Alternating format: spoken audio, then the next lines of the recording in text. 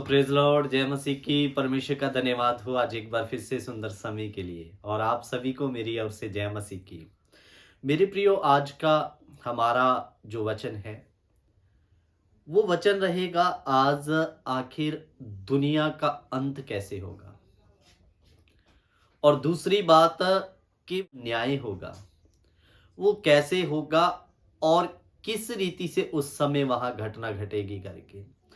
मेरे प्रियो, अगर इस वीडियो को आपने मिस कर दिया तो बहुत ही आप एक इम्पोर्टेंट विषय को मिस करने वाले हैं। इसलिए लास्ट तक वीडियो को देखें और पूरी जानकारी और नॉलेज हासिल करें। मेरे प्रियो, ये हम इन दिनों में जो वीडियो बनाते हैं, ये किसी ना किसी का कोई सवाल होता है, जिनके मन में कोई डाउट या दुविधा रहती है, तो वो जब सवाल करते हैं कॉल के द्वारा, कमेंट बॉक्स के द्वारा या हमारे व्हाट्सएप नंबर पे, तो हम एक सवाल को चुनते हैं जिसमें बाकी सब लोगों को भी नॉलेज मिले। तो मेरे प्रियो, आज का हमारा सवाल क्या है? दुनिया का अंत कैसे होगा और न्याय के समय परमेश्वर कैसे न्याय करेगा। बड़े ध्यान देकर आप लोग परमेश्वर के वचन को सुने और सीखे। सबसे पहले देखेंगे दुनिया का अंत कैसे होगा। हमने पुराने समय में नूह के समय देखा था कि इस धरती को पानी के साथ परमेश्वर ने क्या कर दिया था? नाश कर दिया था। तो मेरे अजीजों, इस बार वचन के अंदर हमें ऐसी बातें मिलती है कि इस बार पानी के साथ नाश नहीं होगा, परंतु इस बार आग के साथ इस धरती को परमेश्वर क्या करेगा? नष्ट करेगा। एक वचन आपके सामने मैं रखना चाहता हूं, दूसरा पतरस 3 अध्याय, उसका हम पढ़ेंगे 10 वचन। परंतु प्रभु का दिन चोर के समान आ जाए। उस दिन आकाश बड़ी हड़ाहट के शब्द से जाता रहेगा और तत्व बहुत ही तपत होकर पिघल जाएंगे, और पृथ्वी और उस पर के सारे काम जल जाएंगे। 12 वचन भी पढ़ रहा हूं, 11 भी। जबकि ये सब वस्तुएं इसी रीति से पिघलने वाली हैं, तो तुम्हें पवित्र चाल चलन और भक्ति में कैसे मनुष्य होना चाहिए, और परमेश्वर के उस दिन की बांट किस रीति से जोना चाहिए, जल्द आने के लिए कैसा यत्न करना चाहिए, जिसके कारण आकाश आग से पिघल जाएंगे और आकाश के गण बहुत ही तपत होकर गल जाएंगे। मेरे अजीजों, इधर में देखो, बार बार प्रभु का दास पतरस कह रहा है आग की तपत के समान सब पिघल जाएगा करके। मैं आपको बता रहा था पहले समय में इस धरती को नाश परमेश्वर ने कैसे किया? पानी के साथ।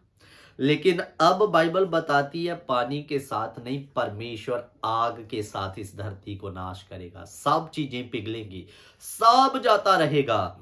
मेरे अजीजों, आप लोग जानते हैं कि इस धरती पर मनुष्य जाति ने एक दूसरे को नुकसान पहुंचाने के लिए कितने परमाणु मिसाइल और बम और कितना बारूद इस धरती पर हर एक देश के पास रखा है। रूस के पास अलग है, भारत के पास अलग है, पाकिस्तान के पास अलग है। हर देश के पास में अपना अपना बम, बारूद, ये सारी चीजें बहुत ताइज से भरी पड़ी है। तो लेकिन एक चीज मैं आपको बता दूं, जो चीज बनाई गई है वो आज नहीं तो कल चलेगी जरूर। तो मेरे अजीजों, एक दिन हो सकता है, ऐसा ही होगा करके नहीं बोल रहा हूं, हो सकता है दुनिया के नाश का कारण ये सब चीजें हो। मेरे प्रियो, अगर ये चीजें बनी है तो एक ना एक दिन चलनी भी जरूर है। तो हो सकता है मेरे हिसाब से कि एक दिन ये सारा बारूद, परमाणु बम, मिसाइलें एक दिन दुनिया के नाश का कारण हो सकती है। तो अजीजों, इसलिए हमने सबसे पहले देखा दुनिया का अंत कैसे होगा, आग के साथ होगा। अब एक बात और देखने वाले हैं कि न्याय परमेश्वर जब करेगा तो कैसे करेगा। उसके लिए आप पढ़िए मत्ती 25 अध्याय, सबसे पहले हम 31 वचन पढ़ेंगे। जब मनुष्य का पुत्र अपनी महिमा में आएगा, तब स्वर्गदूत उसके साथ आएंगे, तो वह अपनी महिमा के सिंहासन पर विराजमान होगा और सब जातियां उसके सामने इकट्ठा की जाएगी। जैसे चरवाहा भेड़ों को बकरियों से अलग कर देता है, वैसे ही वह उन्हें एक दूसरे से अलग करेगा। मेरे प्रियो, इधर में लिखा जब उसका सिंहासन लगेगा, वो भेड़ों को बकरियों से क्या करेगा? अलग करेगा। और मेरे अजीजों, भेड़ की जो तुलना है परमेश्वर ने हमेशा ही नम्र यानी विश्वासी लोगों के साथ किया। विश्वासी कहा जाए तो इसका मतलब ये नहीं कि जिसने यीशु पर विश्वास कर लिया वो विश्वासी हो गया। विश्वासी वो जो यीशु मसीह पर विश्वास करके उसके वचन के अनुसार पवित्रताई के साथ जीवन जिया। तो बकरी बकरी जो है नम्रता को नहीं, घमंड को दर्शाती है, मनमर्जी को दर्शाती है, चरवाहे की अधीनता को नहीं दर्शाती। तो इसलिए संसार के लोगों को और वो विश्वासी जो विश्वास में तो आ गए, लेकिन मेरे प्रियो यीशु को तो माना लेकिन यीशु की कभी नहीं मानी, तो उन लोगों को, पवित्र लोगों को उन लोगों से अलग कर दिया जाएगा। भेड़ों में सिर्फ यीशु को मानने वाले नहीं, यीशु की मानने वाले साइड किए जाएंगे। और मेरे अजीजों, अपनी मर्जी करने वाले विश्वासी और दुनिया के लोग अलग कर दिए जाएंगे।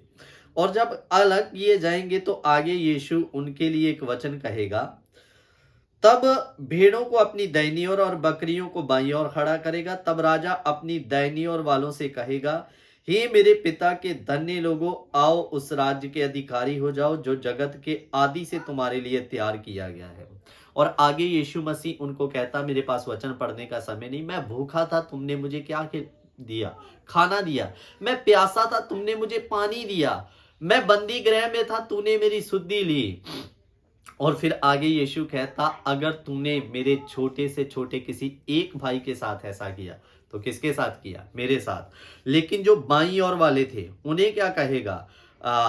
उन्हें कहेगा, तब वह बाईं ओर वालों से कहेगा, हे शापित लोगों, मेरे सामने से उस अनंत आग में चले जाओ जो शैतान और उसके दूतों के लिए तैयार की गई थी। इधर मन मर्जी करने वाले विश्वासी और संसार के लोगों को क्या कहेगा? उस आग में चले जाओ जो तुम्हारे लिए तो नहीं था। किसके लिए था? शैतान और उसकी दुष्ट आत्माओं के लिए। लेकिन तुम लोगों ने मन मर्जी करके उस नरक की आग को स्वयं खरीदा है।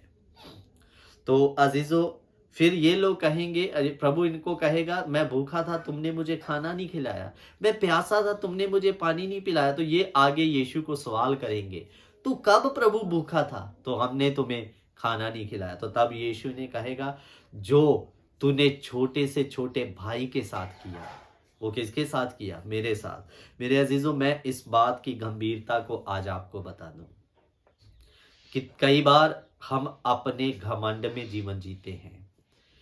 कितने हमारे चर्च में, हमारे आसपास में हमें पता है ये बंदा, ये विश्वासी इस आवश्यकता की, इस चीज की इसे आवश्यकता है, जरूरत है, लेकिन हम भले ही अपनी मेरे प्रिय उनसे बात ना करते हो या हमारा उनसे एक अच्छा जान पहचान ना हो, लेकिन अगर जरूरत है तो मेरे अजीजों, आपको उस व्यक्ति, उस बहन, उस भाई की जरूरत को पूरा करना चाहिए। क्योंकि अगर आप उसको देते हो तो किसको देते हो? यीशु मसीह को। आज बहुत बार कई जरूरतमंद ऐसे होते हैं लेकिन उनके साथ हमारा पड़ता नहीं, तो तू कौन और मैं कौन ऐसा समझते हैं। मेरे अजीजों, अगर आपका दुश्मन भी इस हालात में है, आपके पास परमेश्वर ने दिया है उसके पास नहीं है, वो भूखा है तो उसे खाना खिलाइए, वो प्यासा है तो उसे पानी पिलाइए। वचन बोल रहा है, मैं नहीं बोल रहा। अगर आप उसे खिलाते हैं उसकी मजबूरी को समझकर, तो समझ लो ये उपकार आपने प्रभु पर किया। और इसका प्रतिफल क्या है? मेरे साथ दाहिनी और मेरे पिता के राज में। और ना करने वालों के लिए, बाईं ओर वालों के लिए, उस नरक की आग में जो शैतान और उसकी दुष्ट आत्माओं के लिए बनाई गई थी। और अजीजों, लास्ट में एक वचन और पढ़ूंगा, 46 वचन भी पढ़ देते हैं। और ये अनंत दंड भोगेंगे परंतु धर्मी अनंत जीवन में प्रवेश करेंगे। हालेलुया। लिखा, और ये अनंत दंड भोगेंगे परंतु धर्मी अनंत जीवन में प्रवेश करेंगे। अगर आप इस अनंत दंड से बचना चाहते हैं तो केवल यीशु को मानना नहीं है, यीशु की बातों को भी मानना है।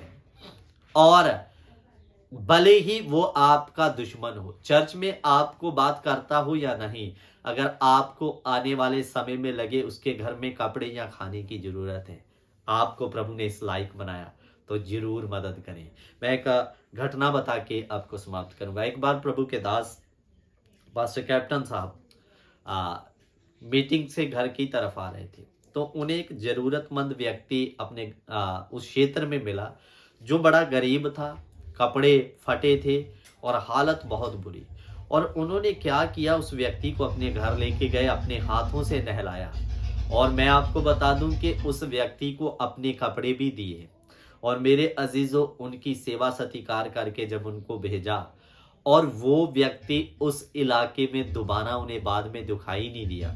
उनको पूछा गया लोगों को कि ये व्यक्ति इधर में जो बैठा रहता था किधर है, तो लोग बोलते हैं ऐसा तो कोई इधर में व्यक्ति है ही नहीं। यानी कि मेरे प्रिय, हो सकता है वो प्रभु का दूत, उनकी कोई परख या उनको परीक्षा करने के लिए था प्रभु की ओर से। इसीलिए वचन में लिखा, जो छोटे से छोटे भाई के साथ किया, मेरे साथ किया।